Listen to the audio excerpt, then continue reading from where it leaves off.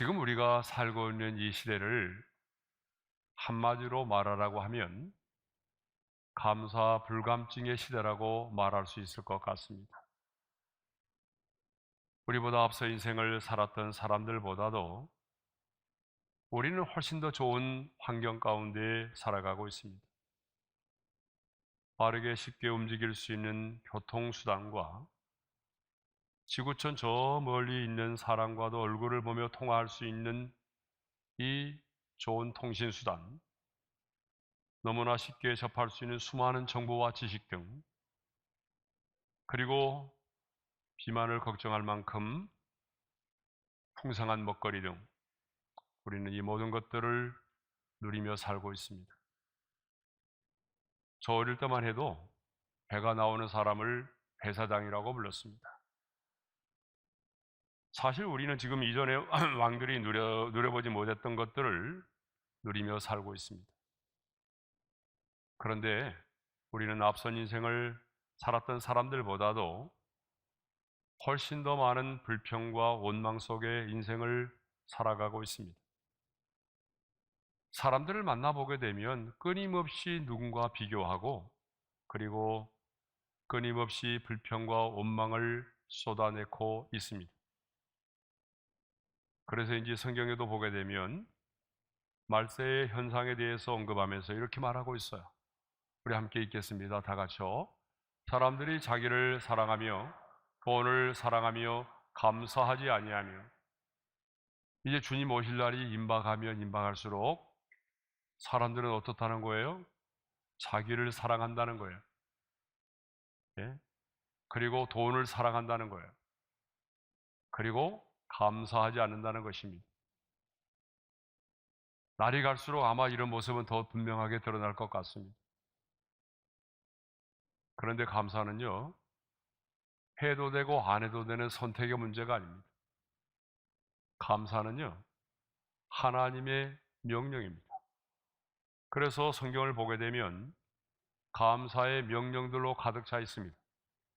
자, 우리 함께 말씀을 읽어볼까요? 다 같이요. 감사하는 자가 되라. 범사에 감사하라. 감사함으로 하나님께 아뢰라. 감사하는 말을 하라. 감사함을 넘치게 하라. 감사로 하나님께 제사를 드리라. 이렇게 하나님은 우리에게 감사를 명령하고 있습니다. 그러면 왜 하나님은 저와 여러분에게 감사를 명령하고 있을까요? 그 첫 번째 뜻은, 감사는 하나님의 뜻이기 때문에 그렇습니다. 데살로니가전서 5장 18절의 말씀을 우리 함께 읽겠습니다. 다 같이요. 범사에 감사하라. 이것이 그리스도 예수 안에서 너희를 향하신 하나님의 뜻이니라. 감사는요, 하나님의 뜻입니다. 그렇기 때문에 하나님께서 우리에게 감사를 명하고 있는 거예요. 두 번째로, 왜 우리는 감사해야 될까요? 왜 하나님께서 저와 여러분에게 감사를 명령하고 계실까요? 그 두 번째 이유는 감사가 우리에게 가져다주는 유익이 많기 때문에 그래요. 감사가 우리에게 가져다주는 유익이 너무나 많습니다. 그러니까 첫 번째로 뭐냐 그러면, 감사하는 자가 하나님을 영화롭게 한다는 거예요. 시편 50편 23절을 읽겠습니다. 다 같이요. 감사로 제사를 드리는 자가 나를 영화롭게 하나니. 무슨 말입니까? 감사하는 마음으로 예배를 드릴 때에 하나님을 영화롭게 한다는 거예요. 감사가 없는 예배는요, 예배가 아닙니다. 그래서 시편 100편 4절에도 이런 말씀이 있어요. 다 같이요. 감사함으로 그의 문에 들어가며 찬송함으로 그의 궁정에 들어가서 그에게 감사하며 그의 이름을 송축할지어다.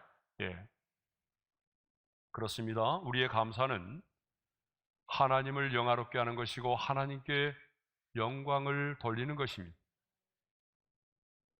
두 번째로, 감사하는 자가 기적을 경험한다는 거죠. 하나님은요, 감사하는 자의 기도를 들어주십니다. 그래서 시편 기자는 시편 118편 21절에서 이렇게 말씀하고 있어요. 다 같이요. 주께서 내게 응답하시고 나의 구원이 되셨으니 내가 주께 감사하리이다. 우리 예수님도 죽은 나사로를 살리시기 전에 이렇게 기도하셨습니다. 다 같이요. 아버지여, 내 말을 들으신 것을 감사하나이다. 그리고 오병이어의 기적을 행하실 때도 주님은 떡을 가져 축사하신 후에 앉은 자들에게 떡을 나누어 주도록 말씀하셨습니다.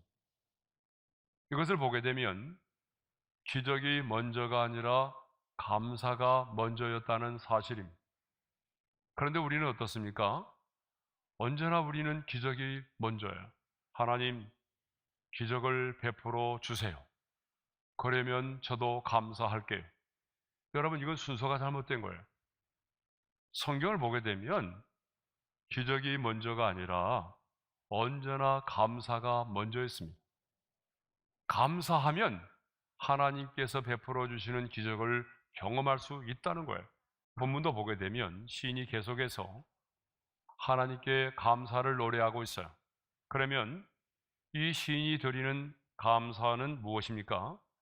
먼저 이 시인은요, 주는 나의 하나님이 되심을 감사하고 있어요. 그래서 28절의 말씀을 우리 다시 한번 읽어볼까요? 시작. 주는 나의 하나님이시라 내가 주께 감사하리이다. 주는 나의 하나님이시라 내가 주를 높이리이다. 시인은 반복해서 2번이나 주는 나의 하나님이시라고 고백하고 있습니다. 여러분, 나의 하나님이라는 말은 무슨 말일까요?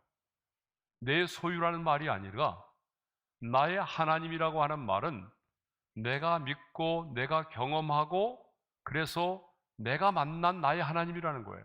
그러니까 피상적이고 관념적인 하나님이 아니라 내가 이 세상을 살아가면서 내 삶의 현장 속에서 실제적으로 내가 만나고 내가 경험한 그 하나님을 나의 하나님이라고 말하는 것입니다.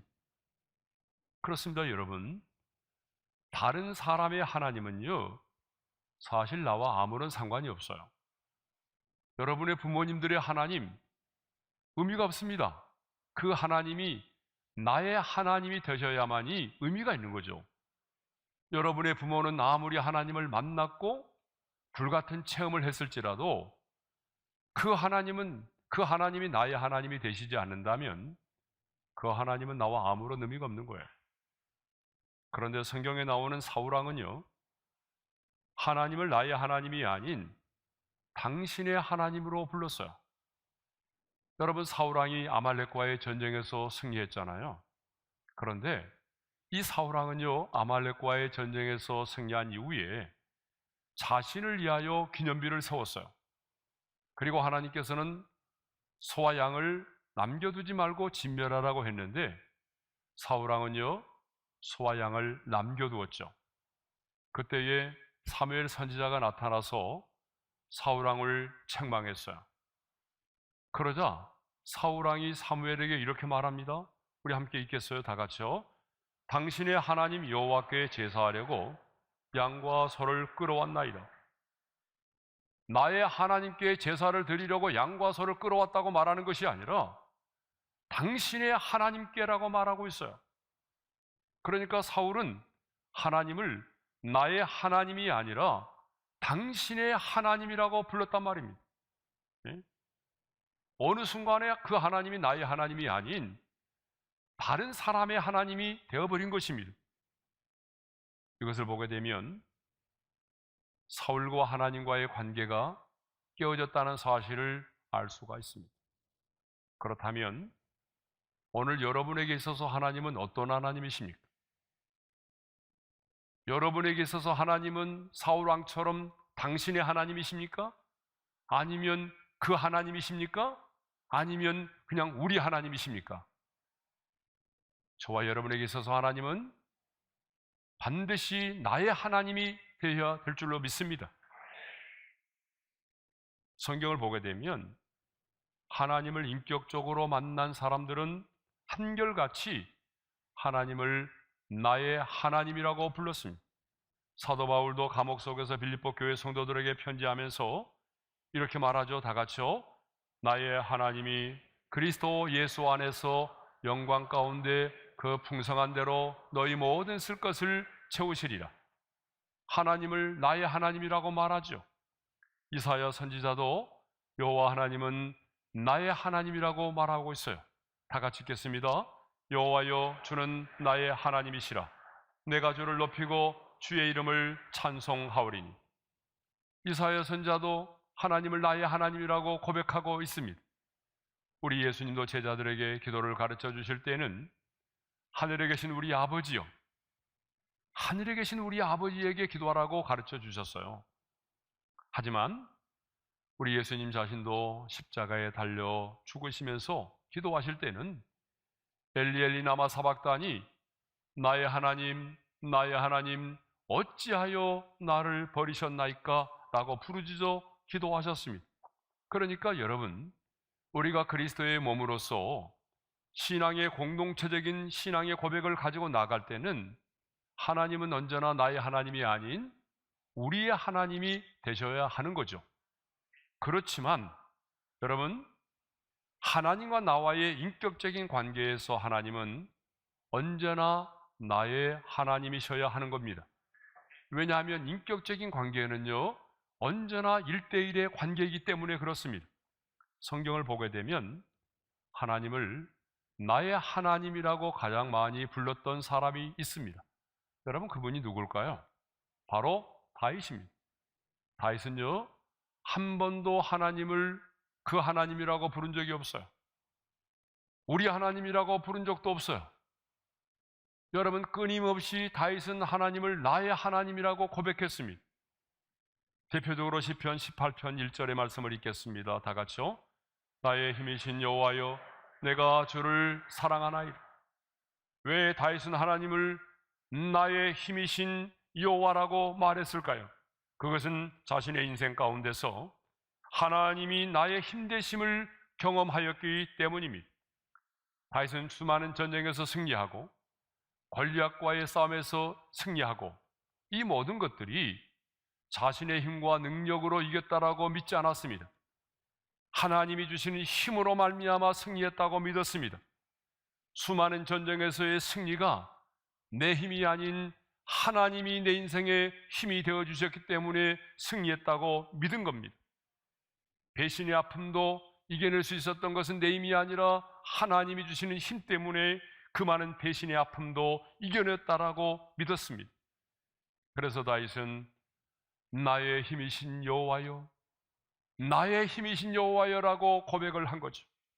계속해서 다윗은 자신이 만나고 경험한 하나님을 이렇게 고백하고 있어요. 우리 그 다음 구절을 읽겠습니다. 다 같이요. 여호와는 나의 반석이시요 나의 요새시요 나를 건지시는 이시요 나의 하나님이시요 내가 그 안에 피할 나의 바위시요 나의 방패시요 나의 구원의 뿌리시요 나의 산성이시로다. 우리가 잘 아는 20편 23편 1절의 말씀을 읽겠습니다. 여호와는 나의 목자시니 내게 부족함이 없으리로다. 우리가 잘 아는 것처럼요, 다윗은 정말 파란만장한 삶을 살았습니다. 굴곡이 많은 인생을 살았습니다. 정말 험한 인생을 살았던 사람이 바로 다윗입니다. 아마 다윗처럼 많은 배신을 당하고 다윗처럼 많은 전쟁을 치르고 다윗처럼 죽음의 문턱을 넘나들었던 사람도 없을 것입니다. 하지만 다윗은 자신이 겪은 수많은 그 아픔과 전쟁과 배신과 고통을 통해서 하나님이 나의 반석이 되심을, 하나님이 나의 요새가 되어주심을, 하나님이 내 인생에 피할 바위가 되어주심을, 하나님이 내 인생의 방패가 되어주심을, 하나님이 나의 구원의 뿔이 되어주시고 나의 산성이 되어주심을 경험했던 사람입니다. 그런데 만일 여러분, 다윗이 평탄한 인생을 살았다고 한다면 어떻게 되었을까요? 여러분, 다윗의 삶이 이런 아픔과 전쟁과 배신의 고통이 없는 아주 평탄한 인생을 살았다고 한다면 어떻게 되었을까요? 이렇게 생생하게 하나님이 나의 하나님 되심을 경험할 수 있었을까요? 배신의 아픔이 너무나 컸고 도망자로서의 삶이 너무나 외로웠고 자신의 죄로 인한 고통이 너무나 커서 침상을 눈물로 적셔야 했지만, 그러나 그 모든 역경과 아픔을 통해서 다윗은요, 세상의 사람들이 경험하지 못하는, 남들이 경험할 수 없는 하나님을 나의 하나님으로 경험한 것입니다. 그래서 다윗은 고백합니다. 여호와는 나의 하나님이시라. 그러므로 여러분, 우리 성도님들 가운데 누군가로부터 배신을 당하셨어요? 여러분 남편으로부터 배신을 당하셨어요? 여러분 자녀에게 배신을 당하셨어요? 인간적인 외로움과 고독 속에 계십니까? 아니면 여러분 연약함 때문에 넘어지셨나요? 스스로의 힘으로는 해결할 수 없는 문제 가운데 빠져 있는 분이 계십니까? 그렇다면 지금 여러분에게는 하나님을 나의 하나님으로 만날 수 있는 절호의 기회가 주어진 것입니다. 지금 여러분에게 주어진 기회를 놓치지 마시고 문제를 해결받는 것으로 끝나지 마시고 이 문제의 해결을 통해서 하나님이 나의 하나님 되심을 경험할 수 있기를 바랍니다. 오늘 이 시인도 말할 수 없는 고통 중에 있었어요. 오늘 우리가 읽은 시편 118편의 저자도 말로는 표현할 수 없는 고난과 아픔 속에 있었습니다. 그래서 5절에서는 이렇게 말하죠. 내가 고통 중에 여호와께 부르짖었더니, 고통 가운데 하나님 앞에 부르짖었다라고 말하고 있어요. 11절에서는요, 그들이 나를 에워싸고 에워쌌으니, 자신을 미워하고 자신의 그 많은 원수들에 의해서 사방으로 둘러싸여 있었다는 거예요. 13절에서는 너는 나를 밀쳐 넘어뜨리려고 하였으나라고 말합니다. 그들이 자신을 밀쳐서 넘어뜨리려고 했다는 거예요. 하지만 이 고통 중에 시인은 여호와께 부르짖어 기도했어요. 그랬더니 하나님께서 이렇게 응답하셨다라고 말하죠. 다 같이요. 여호와께서 응답하시고 나를 넓은 곳에 세우셨도다. 그리고 우리가 읽지 않았지만 6절에서 8절을 보게 되면 이 상황 속에서 여호와께서 내 편이 되심을 경험했다는 거예요. 여호와께 피하는 것이 사람을 피하는 것보다 낫다는 사실을 깨닫게 되었다라고 고백하고 있어요. 그래서 시인은 마지막 결론이 뭡니까? 주는 나의 하나님이시라. 이 많은 고난과 고통을 통해서 하나님 앞에 부르짖어 기도하고 하나님의 그 응답을 통해서 깨달은 것이 뭐냐 그러면 주는 나의 하나님이시라는 것을 깨닫게 되었다는 것입니다.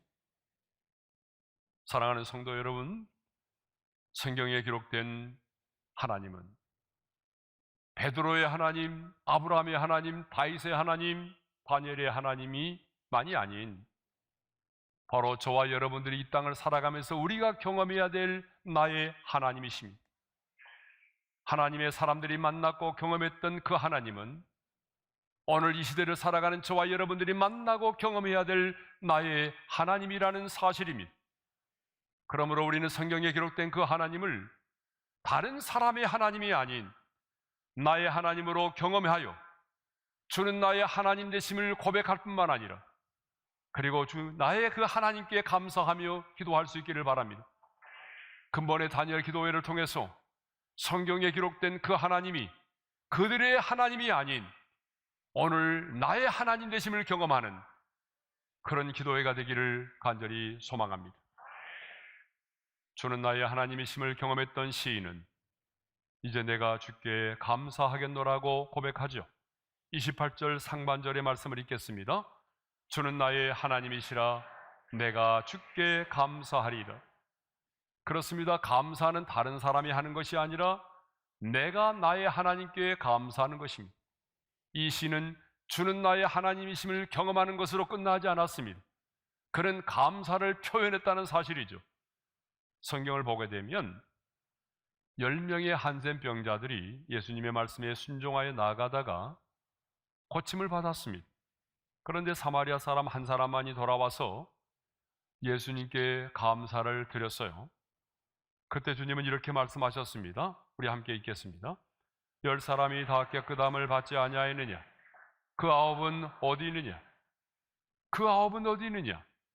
10사람이 다 깨끗함을 받았지만 여러분 돌아와서 감사를 표현한 사람은 사마리아 사람 한 사람밖에 없었다는 거죠.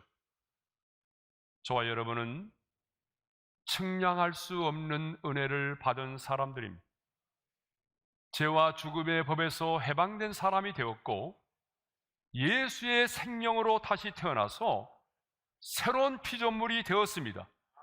우리가 과거에는 죄의 종이었고 사탄의 종이었던 우리가 이제는 하나님의 자녀가 되었고 하나님을 아빠, 아버지라고 부를 수 있는 자격을 얻게 되었고 하나님과 동행하는 삶을 살아가고 있습니다.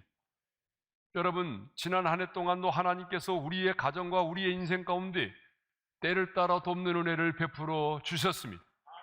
하나님의 은혜가 아니었다면 오늘 여기 이 자리에 믿음을 지키며 예배할 수 있겠습니까, 우리가?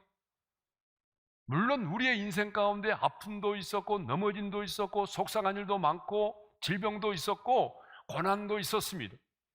그렇지만 중요한 것은 내가 오늘 하나님의 사람으로서 믿음을 지키고 이 자리에서 하나님을 예배할 수 있다고 하는 것은 측량할 수 없는 하나님의 은혜인 줄로 믿습니다. 그런데 이런 은혜를 받았음에도 불구하고 오늘 감사하지 못하며 살아간다면 여러분이 바로 그 9에 해당되는 사람이라는 거죠.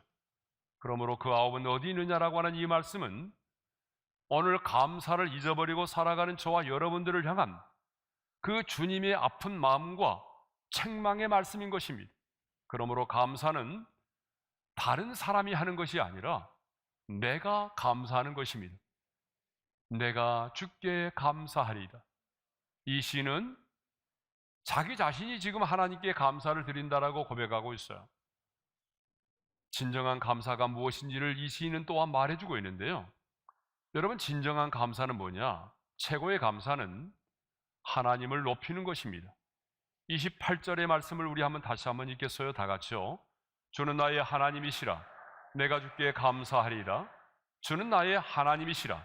내가 주를 높이리이다. 여러분, 한센병으로부터 고침을 받은 그 한 사람을 보십시오. 그가 예수님께로 돌아와 감사를 했는데 어떻게 감사를 표현했는지 아세요?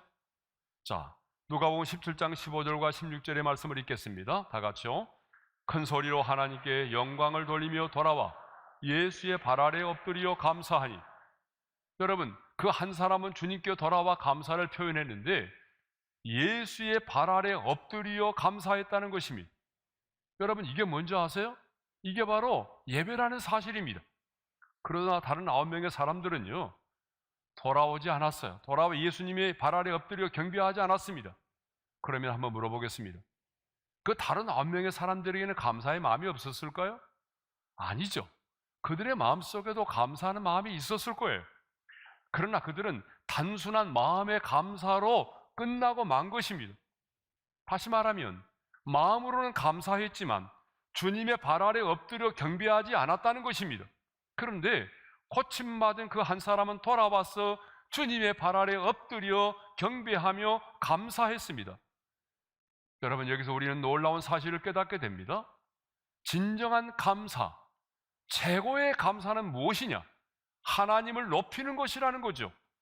그러므로 하나님의 은혜를 알고 감사하는 자는 예배의 자리로 나올 수밖에 없다는 사실입니다. 여러분, 진정한 감사는 하나님을 예배하는 것입니다. 그래서 감사로 제사를 드리는 자가 나를 영화롭게 한다라고 말씀하신 것입니다. 여러분, 정말 감사하십니까? 한 해를 돌이켜볼 때 정말 여러분 감사하십니까? 여러분, 살아있음에 감사하십니까? 그렇다면, 감사하다면 여러분은 예배 자리로 나오셔야 됩니다. 아무리 힘들고 어려워도 감사함으로 하나님의 보좌 앞으로 나오시기를 바랍니다. 그리고 그 보좌 앞에 엎드려 경배하십시오. 그것이 바로 감사입니다. 그것이 바로 예배입니다. 그런데 성도들을 만나보면 이렇게 말하는 분들이 많이 계세요. 모든 것이 다 주님의 은혜죠. 정말 감사한 일이죠. 이렇게 입버릇처럼 말하는 분들이 계세요. 그런데 이렇게 말만 하고 여러분이 하나님과 멀어지고 예배 자리로 나와서 하나님께 예배하지 않는다면 지금 여러분들의 그 입술의 고백은 가짜입니다. 진정한 감사가 아닙니다. 여러분, 감사하다고 말하면서도 예배 자리로 나오지 않는다는 것은 이것은 감사가 아닙니다. 왜냐하면 진정한 감사는 바로 하나님을 높이는 것이기 때문입니다. 진정한 감사, 최고의 감사는 바로 하나님을 예배하는 것입니다.